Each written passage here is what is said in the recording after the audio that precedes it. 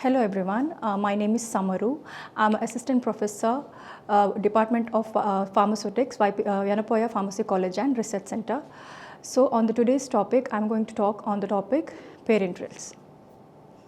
So in this, I'm going to talk about the introduction, definition, types, advantages, pre-formulation factors and storage of the parenterals. So what are parenterals? Parenterals is nothing but the injections which is known in the common language, but the term parenterals is derived from the Greek word para, means beside, and enteron, meaning the intestine. Thus, the parenteral administration should include drug administration by any route other than the intestine. So here what is parenterals? It is something that is given outside the oral administration, that is via directly to the bloodstream. So what is the definition? So parenterals are sterile preparation intended for administration under or through one or more layers of skin or mucous membrane. According to the World Health Organization, parenteral preparations are sterile, pyrogen-free liquids or solid dosage form containing one or more active ingredients packaged in single dose or multi-dose containers. They are intended for administration by injection, infusion or implantation into the body. So what are the advantages of this parenterals? Rapid onset of action, because since it is given directly to the bloodstream, the pharmacological effect of the active ingredients is faster. Localized drug delivery, useful for patients who cannot take drug orally, that is the patients who are unconscious or who are vomiting, and it is useful for emergency situation. Also it avoids first pass metabolism of the drugs as the drugs directly enters the systemic circulation by parenteral route. And also it avoids the irritation of stomach by as the drug is given by the parenteral route, and also it ensures that the drug is complete bioavailability is seen, and also providing sustained drug delivery, useful for delivering fluids, electrolytes or nutrients. The drug action can be prolonged by modifying the formulation.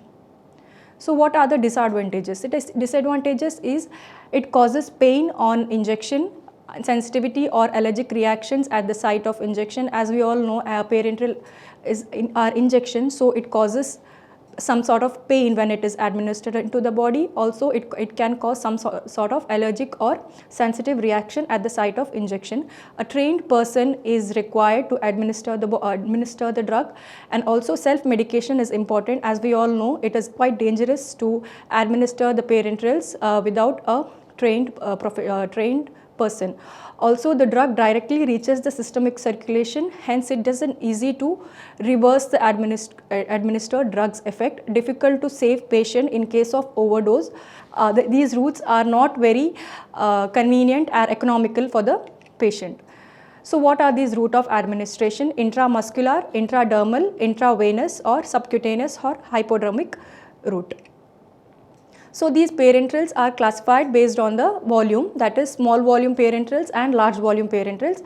In case of small volume parenterals, these injections are packed in labeled as 100 ml or less, and in the case of large volume parenterals, it is packed in more than 100 ml to 1000 ml. Small volume parenterals are single or multiple use, and large volume parenterals are only for single use. In case of small volume parenterals, preservatives are used. In case of large volume parenterals, preservatives are not used. In most of the time used for the administration of the drug, that small volume parenterals are used for the administration of the drug, but in case of large volume parenterals, it is either electrolytes or to provide calories. In case of small volume parenterals, it is administered through various parenteral routes, but these large volume parenterals are given only by the IV infusion techniques. So there are certain types of large volume parenterals, that is hyperalimentation solution, cardioplegic solution, peritoneal dialysis solution and irrigation solution. It is further divided on the basis of mode of delivery, that is injections, intravenous infusions, powder for injections or intravenous infusions, or concentrates for infusions or intravenous infusions, and implants. So what are injections? So injections are sterile, pyrogen-free solution or dispersions of one or more active ingredient in a suitable vehicle. They are prepared using an aqueous vehicle. it is single dose injection, that is they do not contain any antimicrobial preservatives. Multi-dose preparation, here suitable antimicrobial preservatives in appropriate concentration except in cases where the preparation themselves have adequate antimicrobial properties. And intravenous infusion are sterile, pyrogen-free aqueous solution or emulsions with water as continuous phase, usually prepared to be isotonic. Then powder for injection, these are sterile, pyrogen-free solid substances distributed in their final containers and which when prescribed volume of the appropriate sterile liquid is added rapidly from either clear and practically particle-free solutions and form uniform suspensions. Then concentrates for injection or intravenous infusion. There are sterile pyrogen-free solutions intended for injection or infusion after dilution. They are diluted to prescribed volume with the prescribed liquid before administration. Next comes implants. Implants are sterile solid preparation containing one or more active ingredients. They are of a size and shape suitable for parenteral implantation and provide release of the active ingredients over the extended period of time. Based on the type of formulation, parenterals are further classified as solution, suspension, injectable emulsions, freeze-dry powders. Solution is a liquid preparation that contains one or more soluble chemical substances dissolved in a specified solvent. Aqueous solvents are physiologically compatible with the body tissues. Biological response is predictable. Suspensions, they should be sterile, pyrogen-free, stable, resuspendable, syringeable, isotonic and non-irritant, administered usually by subcutaneous or intramuscular route. Emulsions, parenteral emulsions are rare because it is necessary and difficult to achieve stable droplet of size less than 1 micron to prevent emboli in blood vessels, which is difficult to prepare for such a preparation. And dry powders, it is formulation of lyophilized or freeze-dried powders that must be reconstituted with suitable solvent to make a liquid formulation before withdrawn from the vial. So there are certain requirements which has to be followed for the formulation of a parenteral dosage form. That the first one is sterility. All the parenteral products must be sterile. Preparation should be free from all types of microorganism. Aseptic conditions has to be maintained during the preparation of parenteral products and its administration. Stability. All the parenteral products must be stable. The physical as well as chemical stability of parenteral preparation must be maintained during storage. Isotonicity, the parenteral preparation should be isotonic with the blood plasma and the body fluid. It is very important in order to avoid any complication on administration of parenteral products. Free from pyrogens. Pyrogens is nothing but the byproducts of the bacteria. So the parenteral preparation should be free from toxins and pyrogens. The parenteral products must pass the pyrogen test because contaminated parenteral products can cause rise in the body temperature after its administration. Free from foreign particles. Parenteral products should be free from foreign particles such as dust and fibers. To ensure this, the product must pass the clarity test. Specific gravity. The parenteral meant for intraspinal injection should have same specific gravity as that of spinal fluid into which the sample has been injected.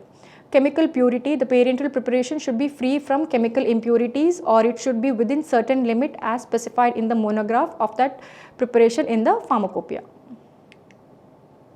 Containers where the parenteral solutions are stored are usually supplied in the glass ampoules, bottles or vials, in plastic bottles or bags or in pre-filled syringes. In case of light sensitive substances, the container should protect the contents. Closures. Closures for the parenteral preparations containers are equipped with the firm seal to prevent entry of any microorganisms or other contaminants. Isotonicity refers to solution with the osmotic pressure as 0.9 sodium chloride, making them isotonic to blood, tears and other body fluids. So maintaining this isotonicity is very important. As changes in the isotonicity can cause swelling or shrinking of the blood vessels.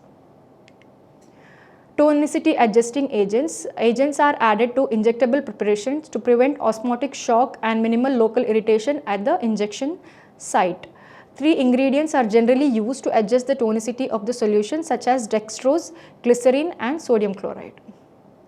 Coming for the storage of parenteral products, proper environmental control must be maintained while storing the injectables. Injectable suspension should be stored in cool place and should not be refrigerated.